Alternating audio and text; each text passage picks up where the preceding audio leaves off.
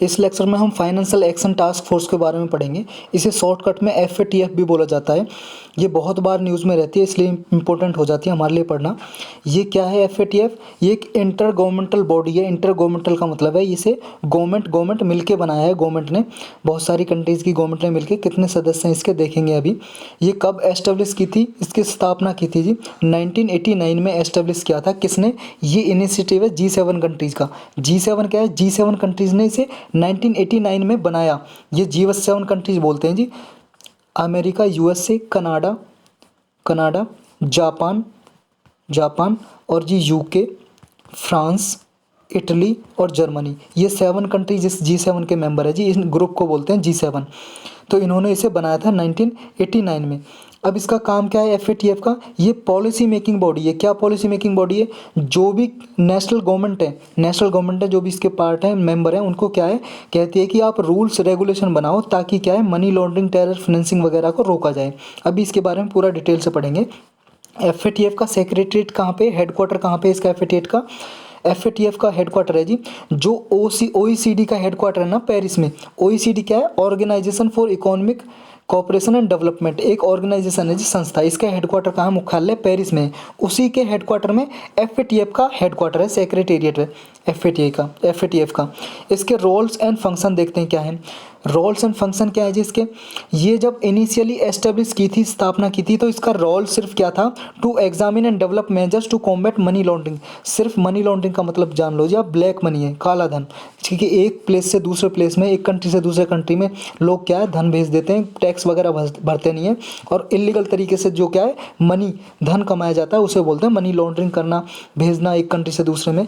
तो इस एक्टिविटीज़ को रोकने के लिए, टू कॉम्बैट मतलब फाइट, लड़ने के लिए, इसे रोकने के लिए इसका इनिशियल लक्ष्य था, टारगेट था। लेकिन बाद में अक्टूबर 2001 में एक टारगेट और जोड़ दिया गया कि टू कॉम्बैट टेरर फाइनेंसिंग, मतलब जो आतंकवादी गतिविधियों को, टेररिस्ट वगैरह इलीगल एक्टिविटीज़ को जो पैसा दिया जाता है, मनी दी जाती है, उसको रोकने के लिए भी कि क्या है कि आतंकवादी जो गतिविधियां, उनको रोका जाए, ताकि टेरर फाइनेंसिंग ना हो, कि जो टेरर आतंकवादी गतिविधियों के लिए पैसा जाता है, लोग देते हैं पैसा या कोई कंट्री, उसको भी रोका जाए।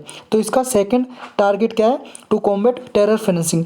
लेकिन 2012 में एक और जोड़ दिया गया इसका जो टारगेट है, क्या कि उसके लिए to counter the financing of proliferation of weapons of mass destruction, मतलब जो भी ऐसे हथियार हैं जो मास डिस्ट्रक्शन कर सकते हैं, जैसे एटम बम हो गया या हाइड्रोजन बम हो गया, तो इनका प्रोलिफरेशन रोका जा सके। प्रोलिफरेशन का मतलब जी स्प्रेड होने से रोका जा सके। स्प्रेड का मतलब फैलने से, कि एक कंट्री दूसरी कंट्री को इसलिए पैसा ना दे कि वो ये जो मास डिस्ट्रक्शन के वीपन से क्रिएट कर सकें, कि आप इसलिए पैसा ना दो कि कोई न्यूक्लियर बम बना ले, ऐसी इसके लिए फाइनेंसिंग नहीं की जाए, इसलिए पैसा नहीं दी जाए कोई कंट्री दूसरी कंट्री को, तो इसको रोका जा सके, ये एक और इसका टारगेट जोड़ दिया गया।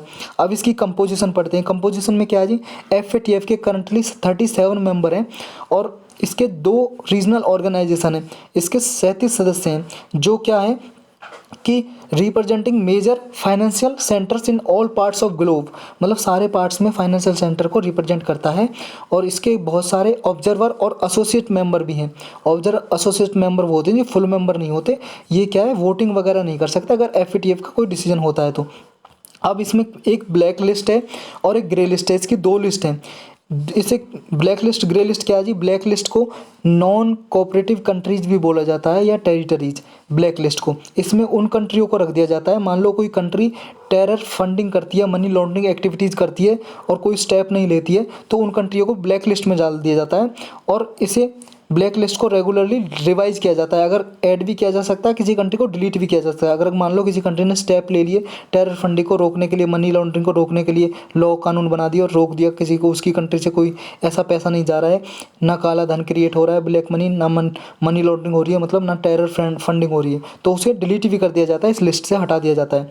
एक होती है इसकी ग्रे लिस्ट। ग्रे लिस्ट वही है जी जो टेरर फंडिंग को सपोर्ट करता है अपनी कंट्री में, मतलब सेफ हेवन है, मतलब वहाँ पे ऐसी एक्टिविटी हो रही है जो टेरर फंडिंग को सपोर्ट करती हैं, मनी लॉन्ड्रिंग को करती हैं।